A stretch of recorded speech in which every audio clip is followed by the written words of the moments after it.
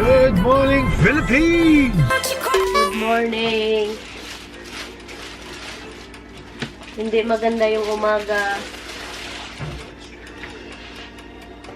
Si Tami may sakit pa rin. Yung hard head. You don't listen. That's why you can go OUT.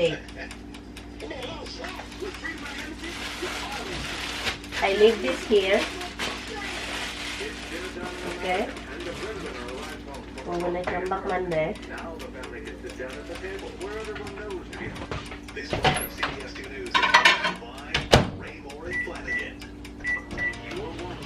You know, if she is drinking, she's showing you that means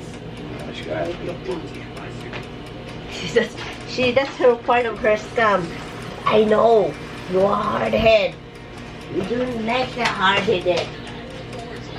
You like that. Then, toasting Dada's thing. That Dada's thing is weird toaster. Good morning. Palabasin ko lang tong mga Junag. It's called Junag Gits. Who did the secret? Sure, classifies everything.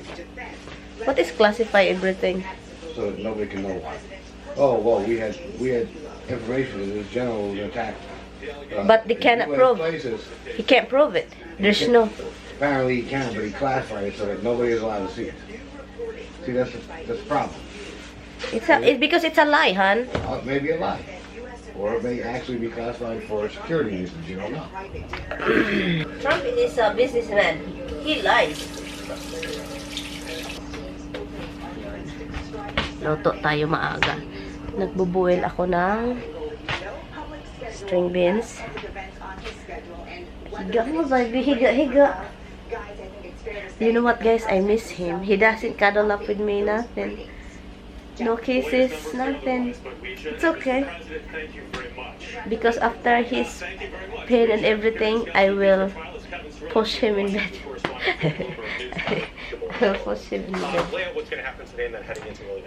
So what are you feeling now? Still in pain, guys? I am low but still in pain. You keep doing that. You never like stop it for a while. You just keep turning it on, huh? It's raining, guys. It will rain.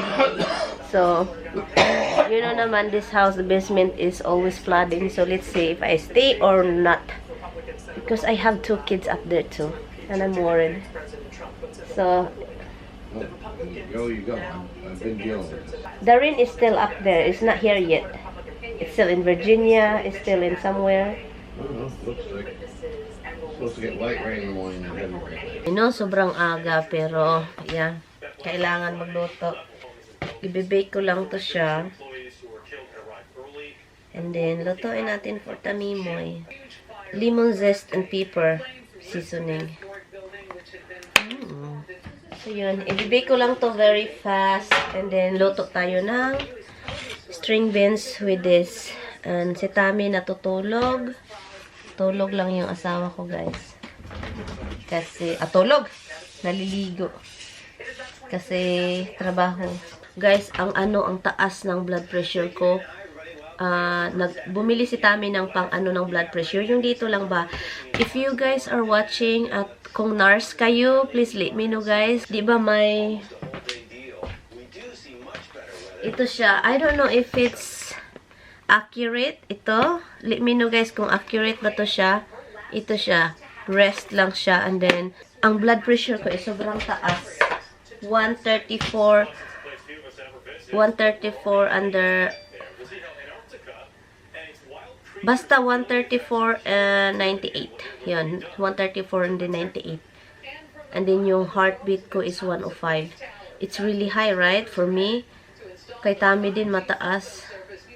Accurate ba yun siya, guys? Hindi ko talaga, guys, alam. Let me know na lang, guys, kung okay ba yan. Binili yan ni Tami kagabi before siya umuwi dito. So, I kind of like nag-alala ako kung ano ba yan kasi masisira daw yung organs natin, yung heart natin, yung liver, yung kidney, yung dahil sa blood pressure. Ano bang gamot? Ayaw ko uminom ng mga gamot-gamot, yung mga tablitas-tablitas kasi ayaw ko talaga. Yung mga para pang paano. Inom lang ako ng Aleve kung talagang masakit yung puson ko, yun lang. Yeah, let me know guys. Bumili si Tami nito, matagal na. Ito yon container. Okay? Maklos yan, maklos ito, yan. So, pwede mong lagyan dito sa ibabaw ng, ano dito, at sa kabila, meron din. And then, meron din dito sa kabila. And then, pag i-open mo to, meron din dito sa ilalim. So, ito yung question ko. Kapag kakain ka, at saka gusto mong kukuha sa ilalim, matutuwad ito. Look, tuwad-tuwad. So, paano yan? Mga hulog ang mga pagkain dito. Mahuhulog yung pagkain. So, kaya nagtataka ako, paano to? Hindi matanggal. Hindi siya matanggal, look. So, ganyan, paano-ano. Sus, ginoo ko. Anong klaseng, this is not a good design. Ano niya? This is not a good design whatsoever. Itong niluluto ko it's kind of pagod na. So, let's put this string beans. Nakahanap ako ng ibang container kasi may ibang container pala si Taming mga binibili. Ang daming container, look. So, yun. Pabaunan natin si Mister ng mga pagkain. Ito na yung baon ni Tami, guys. Yung niluto ko kagabi na cabbage with chicken, string beans with bell pepper, and itong tilapia. So, yeah, pabaon ni Mister. Hopefully, hindi siya magagalit kasi ayaw niya itong mga baon-baon. So, wala siyang choice. Yee! First pabaon ko sa baby ko. Pabaonan para magutom. Aalis na si Tami and ininit ko lang yung pagkain niya para hindi sobrang maginaw.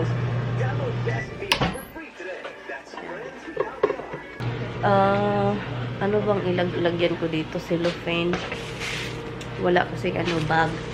Anyway, and then aalis din ako guys. Andun siya sa loob. I don't know anong ginagawa niya. Okay, may ginagawa ko. Did you get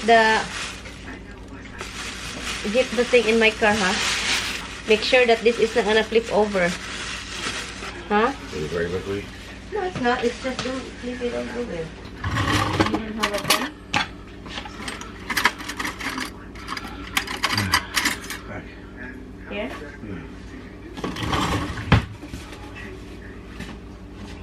This one's all right. Yeah.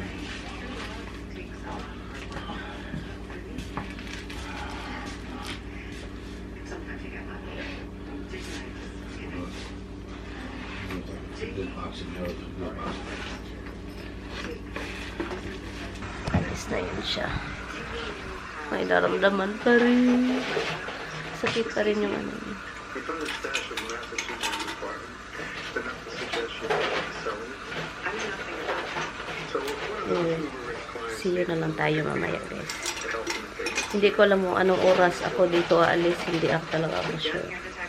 Pero 12 o'clock daw uulan at saka malakas. I thought that's a juicer you got. No, you have the juicers. It's not in the house. It's not? No? This is a food processor. It's like, so you put in cucumbers and slice them, slice. It's just like, Oh. Or cucumber or zucchini. zucchini, like that. How about squash? You're right. Squash is vegan. That's very old. When I'm packing, when I come back here Monday, I will put in the back. I have things, hon. Hi guys, umalis na si Tami. Ngayon, i-open ko lang siya. Pomelo. So, pomelo. Ang bango. Oh, look at that. Dalhin ko to. Hala, sarap nito. Hala, ang hinog.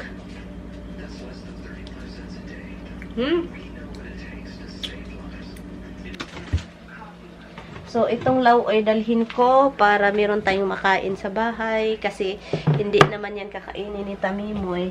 Meron naman siyang cabbage with chicken. Meron siyang fish tilapia ante. And chicken dito. And prutas. Marami siyang prutas. Hi guys. Guys, alis na tayo, guys.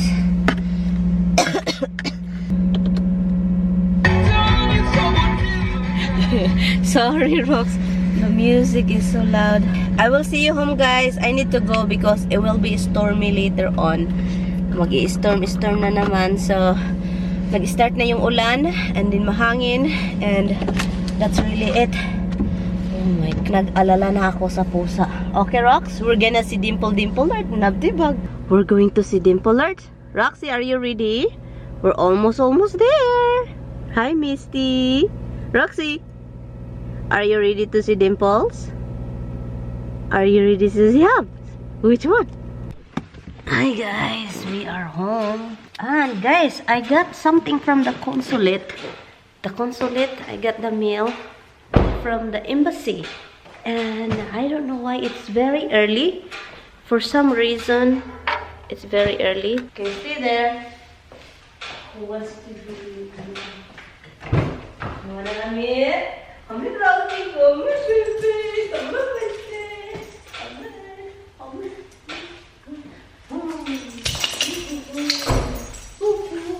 We're gonna do after this, okay?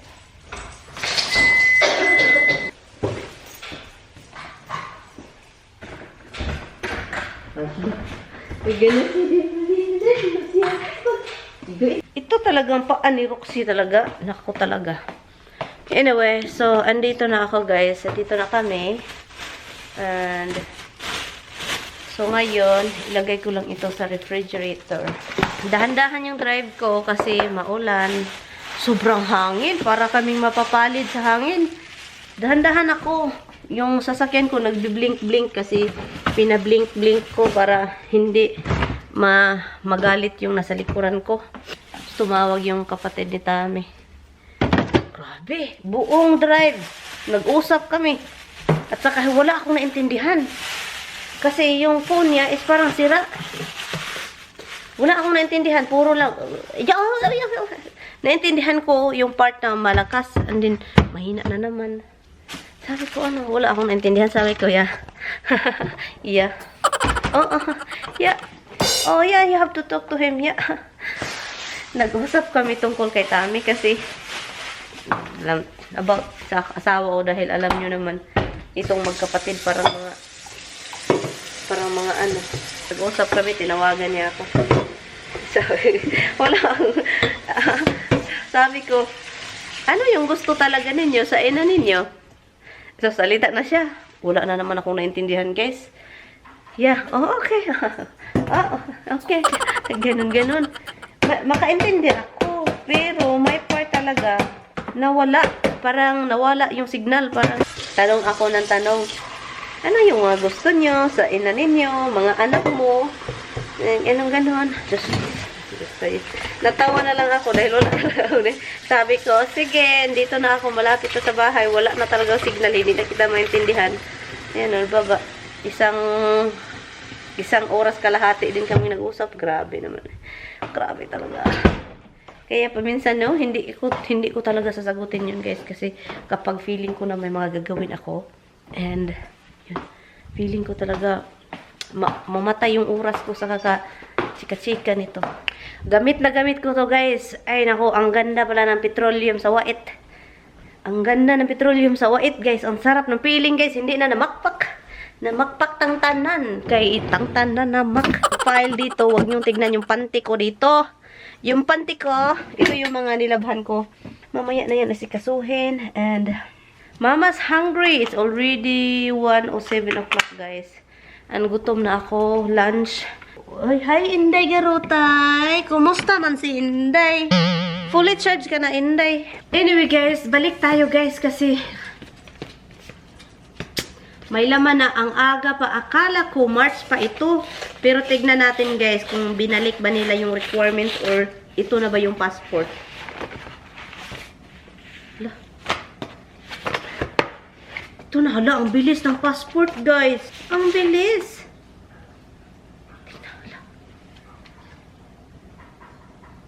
Ninduta sa naong high definition naman itong picture natin. Hala, 10 years.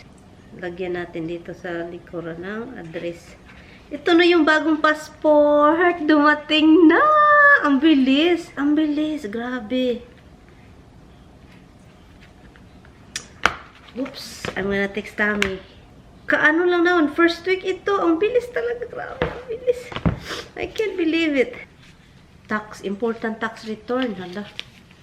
This is a tax. I forgot to give this to Tammy. Anyway, so thank goodness ha. Good news guys. Nandito na yung passport. Makauwi na tayo ng Pilipinas. Yung green card na lang yung problema ko guys kasi hindi pa dumating.